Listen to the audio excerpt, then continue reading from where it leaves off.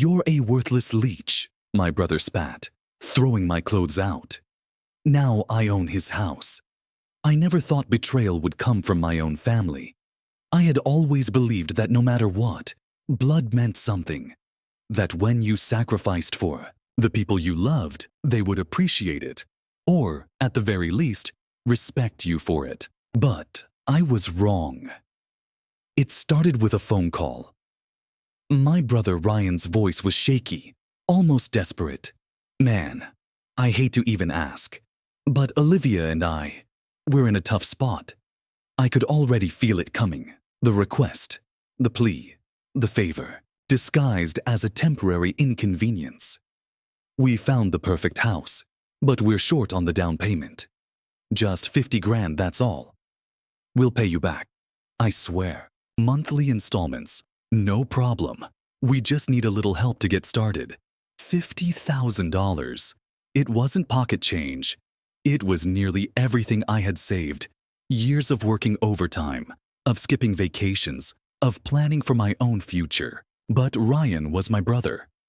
The same brother who had protected me when we were kids, who had pulled me out of stupid situations in college, who had once told me, "It's you and me, man, no matter what." And then there was Olivia. Family helps family, right, Lucas? She said sweetly, her voice soft, persuasive. I hesitated, but not for long. Of course, I said yes. The transfer went through. I got a simple, "Thanks, man," from Ryan.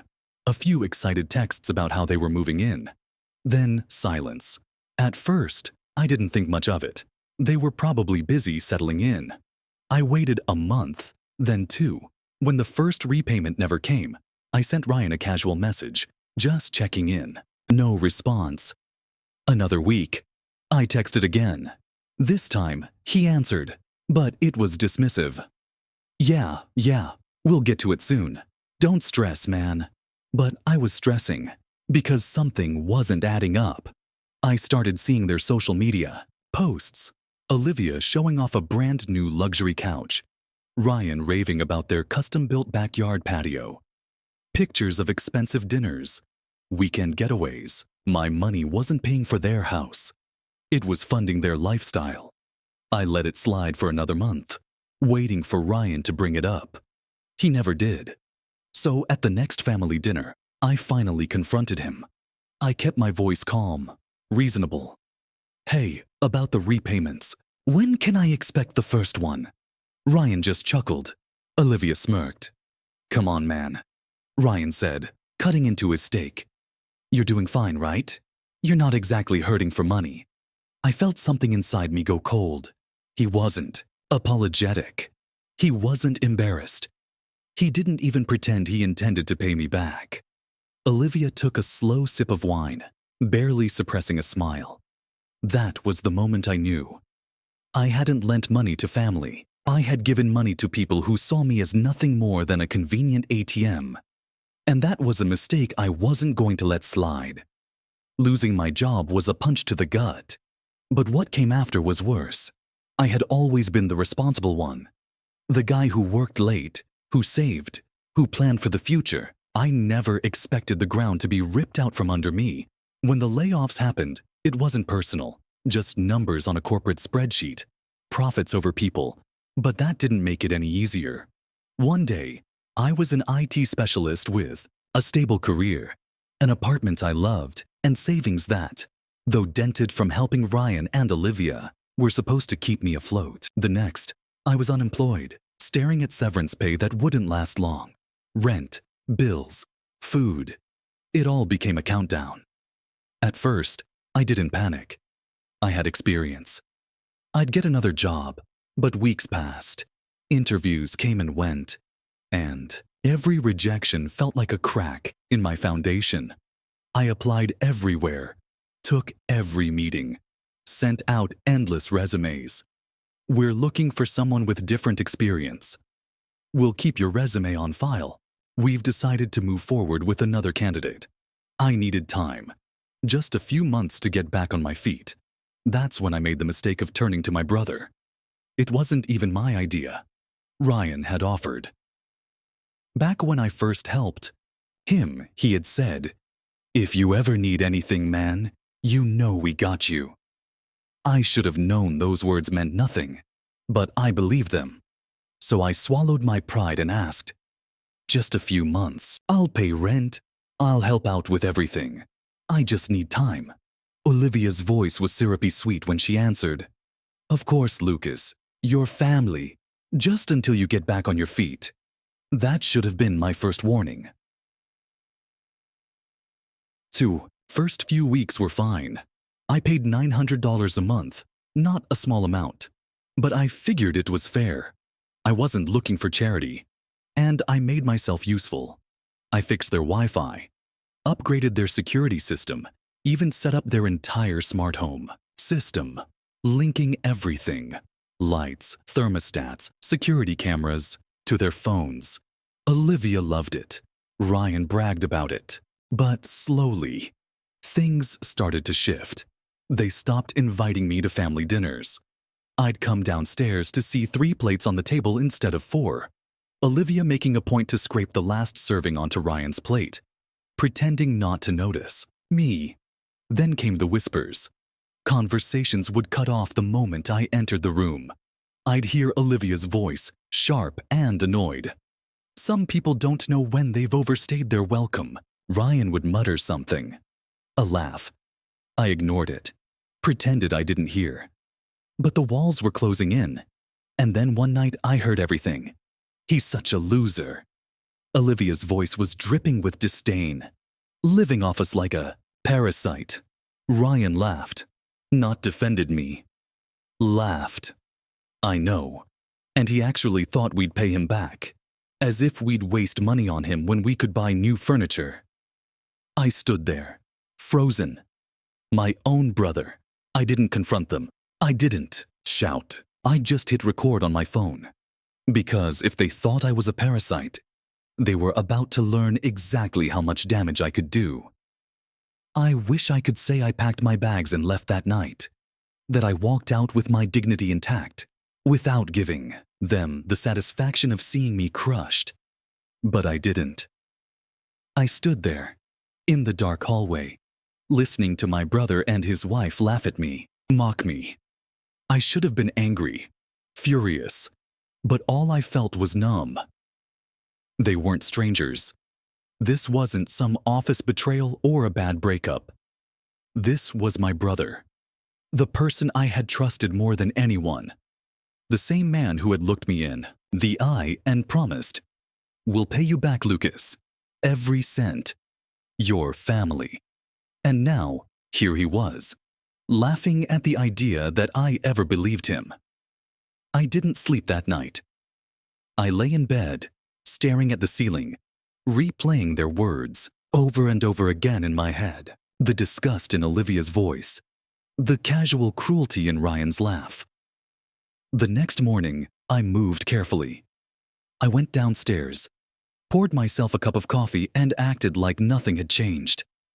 Because as much as I wanted to scream, to throw everything back in their faces, I knew I had one advantage they didn't know about. I had the recording, and I had time. So I played the role of the clueless little brother. I smiled at Olivia's fake kindness. I nodded along when Ryan talked about their new furniture. And every spare moment I had, I gathered evidence. Because that's the thing about working in IT. You learn how to document everything. I combed through my old bank statements and found the $50,000 wire transfer labeled as a house loan. I took screenshots of texts where Ryan explicitly promised to pay me back. I dug through their accounts, noticing exactly where my money had gone. Not to mortgage payments, but to Best Buy, luxury furniture stores, high-end restaurants. And then I found something worse. Buried in their paper files, in a folder labeled House Documents, was a contract with my forged signature. Ryan had used my name. Signed off on something. A refinancing agreement, most likely. I wasn't sure what it meant yet, but I didn't need to be a lawyer to know that forgery was a crime. My hand shook as I took pictures, scanning everything into a secure drive. And still, I said nothing. Then came the final straw. That morning, Olivia was already in the kitchen waiting for me. Her eyes flicked to the sugar container I had just used for my coffee. "Are you seriously using our sugar?" she snapped. I froze mid-sip. Ryan came down the stairs, already scowling. "You ungrateful piece of shit," he spat. "Living off us, like a damn leech." I didn't say a word. I just set my coffee down, walked upstairs, packed my bag, and left. They expected me to beg. They expected a fight. Instead, I walked out the door, because I wasn't playing their game. I was about to start my own. I walked out without looking back. No yelling, no arguing, just silence. And that silence was louder than anything I could have said. Ryan and Olivia probably expected a scene. Maybe they thought I'd beg to stay, that I'd try to reason with them, plead for more time. But I wasn't giving them that satisfaction. They had already decided what I was to them: a burden, a joke, a parasite. Fine. Let them believe that.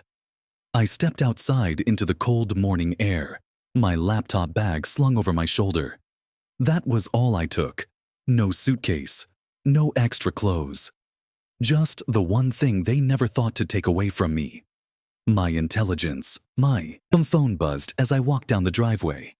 It was Carson. Carson had been my best friend since college. The kind of friend who actually meant it when he said, "I got your back." Unlike Ryan, he wasn't full of empty promises. "Hey, man, you good?" I exhaled, the weight of everything settling in.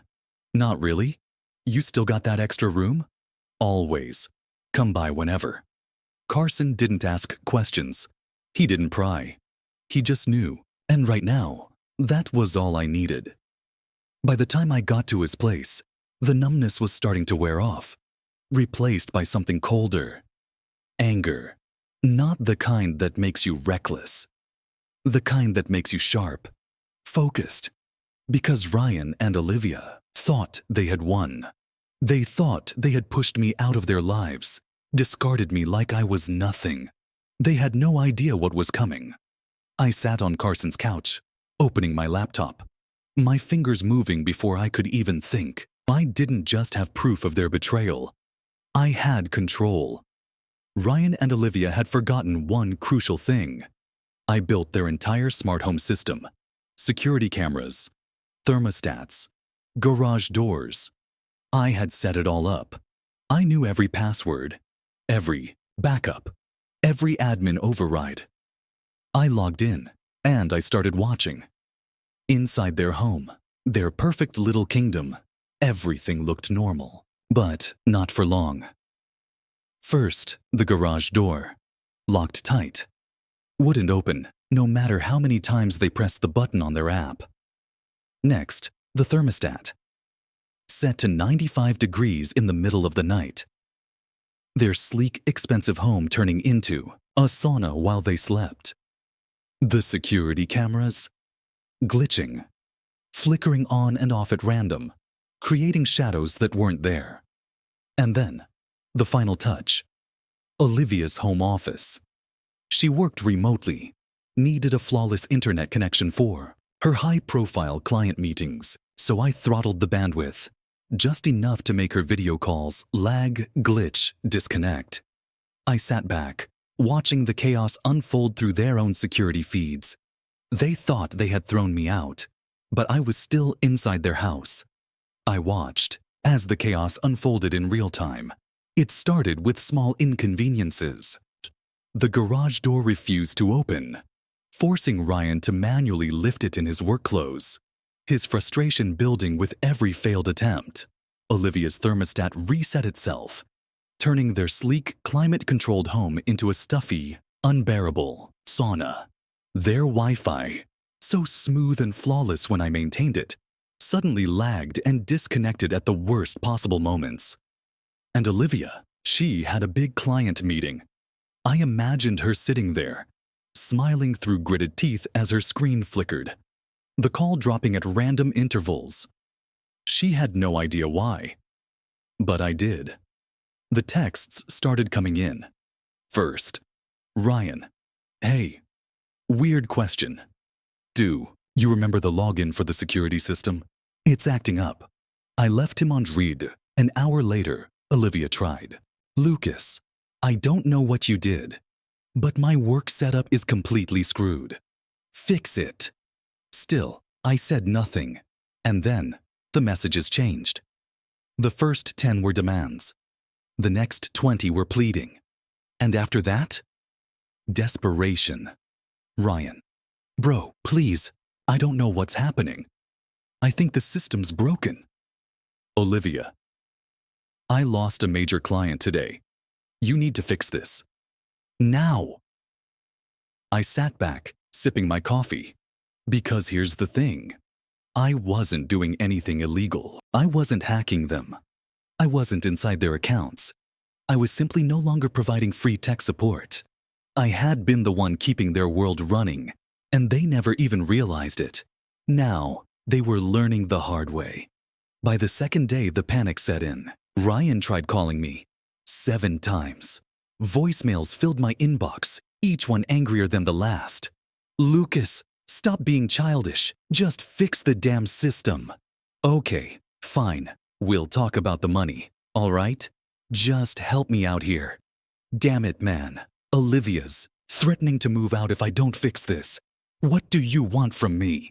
I let them stew, because I had something bigger. Between their desperate calls, I had been combing through the documents I stole before leaving. And that's when I found it. The forged signature. Ryan had faked my name on a refinancing document, using my information to secure a loan without my permission. This wasn't just betrayal. This was fraud. And now, I had everything I needed to bury them. I had everything I needed. The proof, the leverage, and most importantly, the patience to let them suffer. By the third day, their house was in chaos. Ryan had completely lost his mind over the smart home glitches. He reset the router 7 times, only for the Wi-Fi to work for a few minutes before cutting out again. Every morning, the garage door refused to open, trapping their car inside while Ryan cursed and pounded the control panel. But the real entertainment was Olivia. Her once perfect home office had become a disaster. Every video call she tried to make either froze mid-sentence or dropped entirely. Her expensive ergonomic chair wouldn't stay adjusted.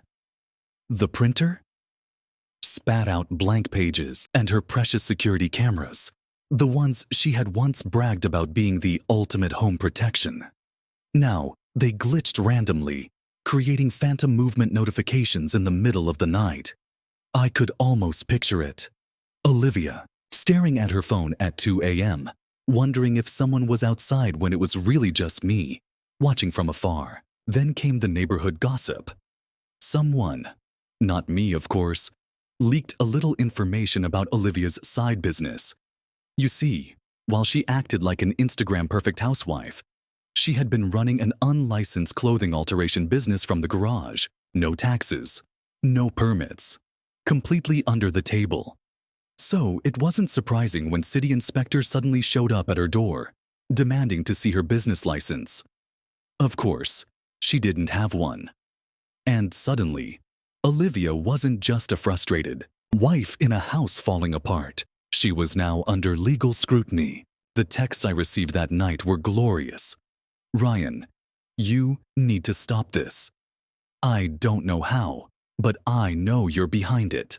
Olivia, what did you do? I just got fined because some asshole reported me.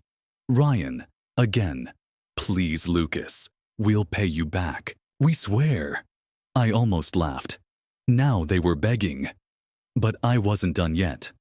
I sat down, opened my laptop, and drafted a single email.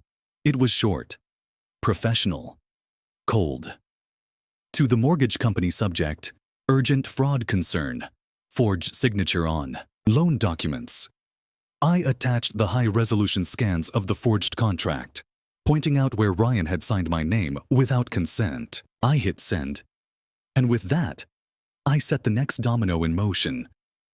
Because Ryan and Olivia thought they were suffering now, They had no idea what was coming next. The moment I hit send, I knew the storm was coming. I didn't have to wait long. By the end of the week, Ryan and Olivia's perfect little world was crumbling faster than they could hold it together.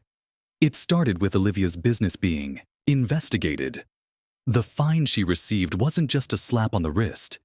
It was a full-scale audit. Apparently, when the authorities started digging, they found years of unreported income and violations Olivia had conveniently ignored. Now, she wasn't just fined.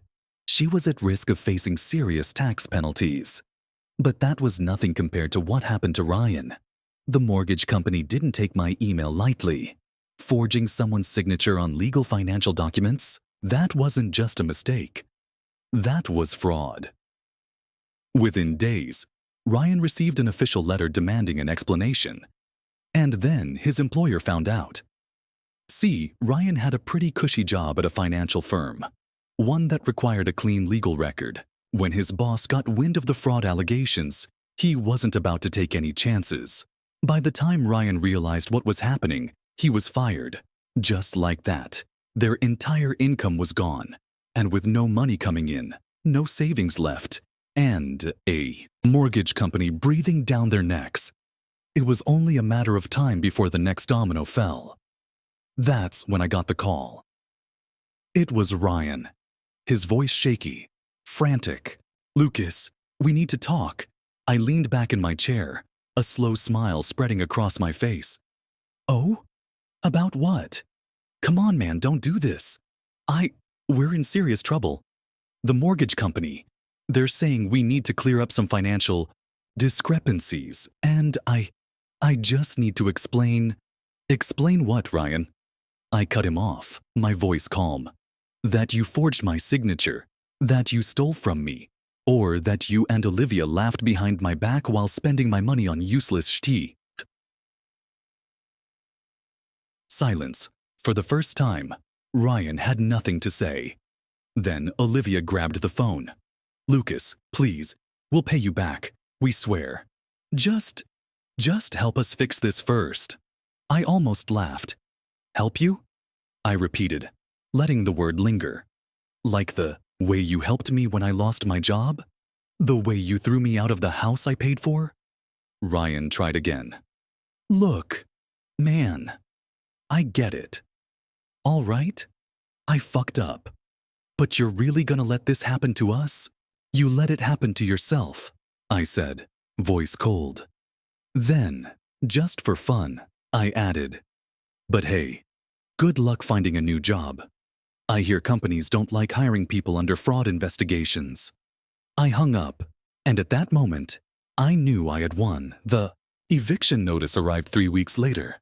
Ryan and Olivia must have known it was coming.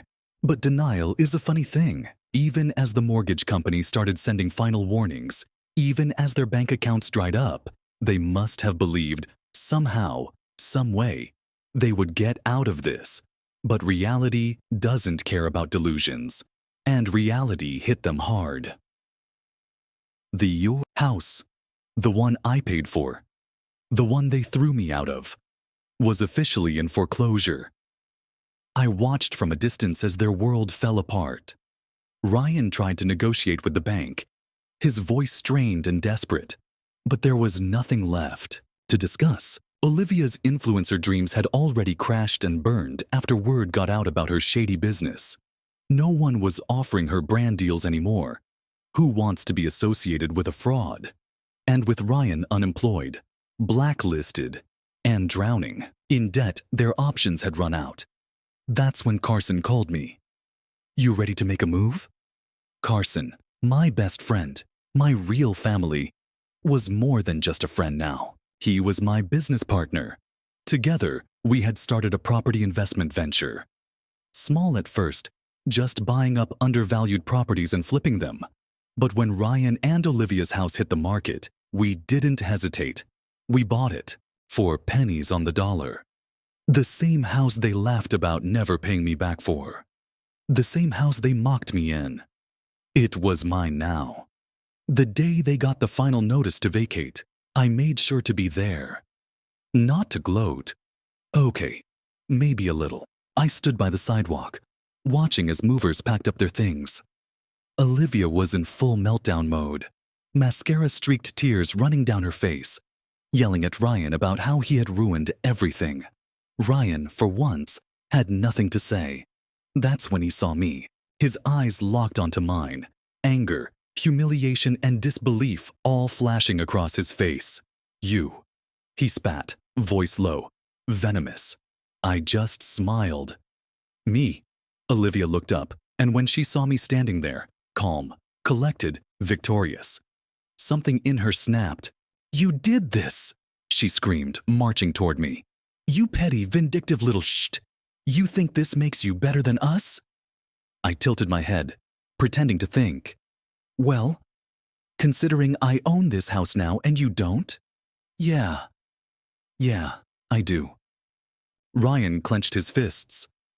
You think this is funny? I didn't laugh. I didn't gloat. I just stepped forward, leaned in and whispered, I think it's fair.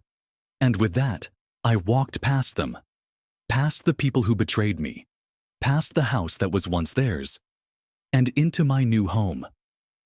The first thing I did when I stepped into my house, because that's what it was now, was reset everything. The Wi-Fi, the smart home system, the security codes, every single access point they once controlled now belonged to me. Ryan and Olivia's passwords, useless. Their phones, disconnected from the system. I made sure of that. The very next morning, the security cameras caught Olivia trying to get back in. She stood on the porch, furiously tapping her phone, probably trying to unlock the front door like she always did. But nothing happened. She tried the garage next. Locked. She knocked, then banged on the door. Then she screamed. I sat in the living room, sipping my coffee, watching it all unfold on the very security system I had installed. I didn't open the door. She wasn't my problem anymore. A week later, I hosted a housewarming party. Not just for me, for family. My real family. Carson was there, my aunts, my cousins, even some of the neighbors who had once been polite but distant because of Ryan and Olivia's arrogance. We laughed, we ate, we celebrated. And right there, above the fireplace, I framed two things. The foreclosure notice with Ryan and Olivia's names on it. The first dollar my new business had earned from their next-door neighbor, who had immediately hired me to fix the smart home problems they couldn't figure out themselves. It was poetic. Of course, Ryan still tried to act like a tough guy. He sent one last text, dripping with resentment. I hate you. I stared at it for a moment, then smiled.